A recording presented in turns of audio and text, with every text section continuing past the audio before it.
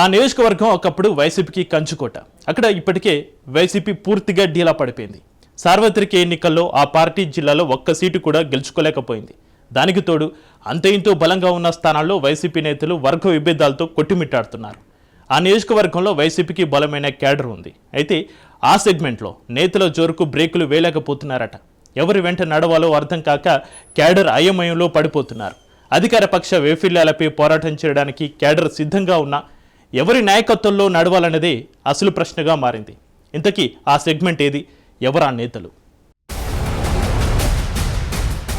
కళ్యాణదుర్గం వైసీపీలో వర్గ విభేదాలు.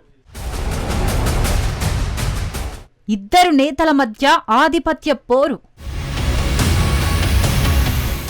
వర్గ పోరుతో సతమతమవుతున్న క్యాడర్. ఉమ్మడి అనంతపురం జిల్లాలో కళ్యాణదుర్గం నియోజకవర్గానికి ఒక ప్రత్యేకత ఉంది. అప్పట్లో కాంగ్రెస్ కానీ ఇప్పుడు వైసీపీ కానీ అంతో ఎంతో బలంగా ఉన్న స్థానాల్లో కళ్యాణదుర్గం ఒకటి.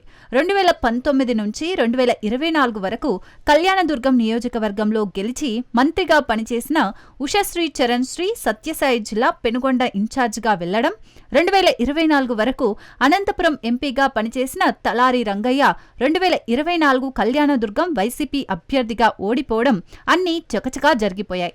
అయితే ఇటీవల ఉమ్మడి అనంతపురం జిల్లా వ్యాప్తంగా వైసీపీలో జరుగుతున్న అనుభవమైన మార్పులు, పరిణామాలకు తోడు పార్టీలో నాయకుల మధ్య విభేదాలతో కార్యకర్తలు డీలా పడుతున్నారన్న అభిప్రాయాలు వినిపిస్తున్నాయి.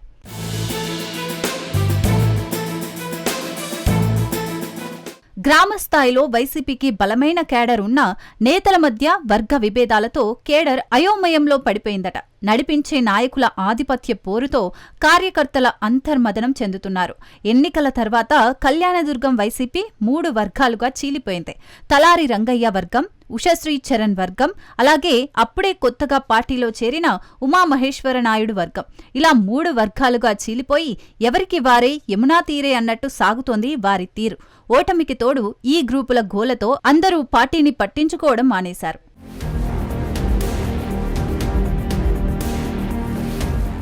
అసలు కళ్యాణదుర్గంలో వైసీపీకి లీడర్ ఎవరో తెలియని పరిస్థితి. ఎన్నికల తర్వాత నుంచి ఇప్పటి వరకు ఒక్క వైసీపీ నాయకుడు కూడా బయటికి రావడం లేదట. కనీసం ఒక్క ఆందోళన కార్యక్రమం కూడా నిర్వహించకుండా ఏదో ఉన్నామంటే ఉన్నాం అనుకుంటూ మమ అనిపించేస్తున్నారట.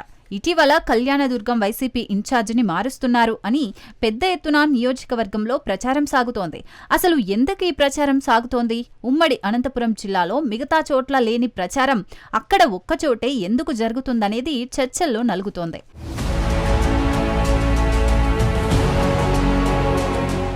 కళ్యాణదుర్గంలో మొదట వైసీపీ అభ్యర్థిగా రంగయ్యను అనుకున్నప్పుడు ఆయన ఒక్కడే పార్టీకి పెద్ద దిక్కుగా ఉండేవారు.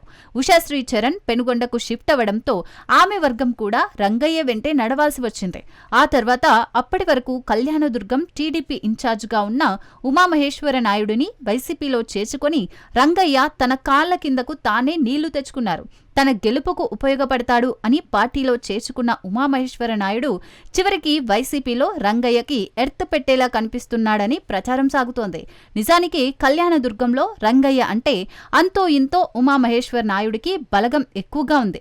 కాకపోతే ఆయన టీడీపీ నుంచి రావడంతో ఉమాకు ఇన్ఛార్జ్ పోస్టు వద్దని ఇతర నాయకులు అడ్డుపడుతున్నారంట.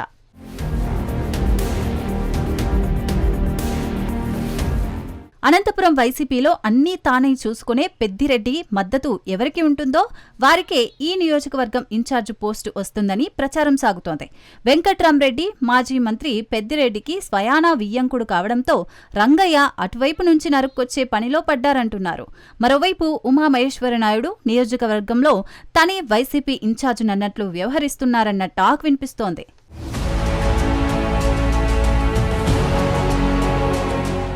మొత్తానికి కళ్యాణదుర్గంలో టీడీపీని ఎదుర్కొనడానికి దారులు వెతుక్కోవాల్సిన వైసీపీ వర్గ విభేదాలతో రోడ్డున పడుతుండడం కేడర్కు మింగుడు పడడం లేదట. పార్టీ ఇన్ఛార్జిని మారుస్తారంటూ జోరుగా ప్రచారం జరుగుతుండడంతో కార్యకర్తలు మరింత డీలా పడిపోతున్నారు. సమన్వయకర్తను మార్చాల్సిందేనంటూ అధిష్టానం వద్ద అర్జీలు పెట్టుకుంటున్నారు కేడర్.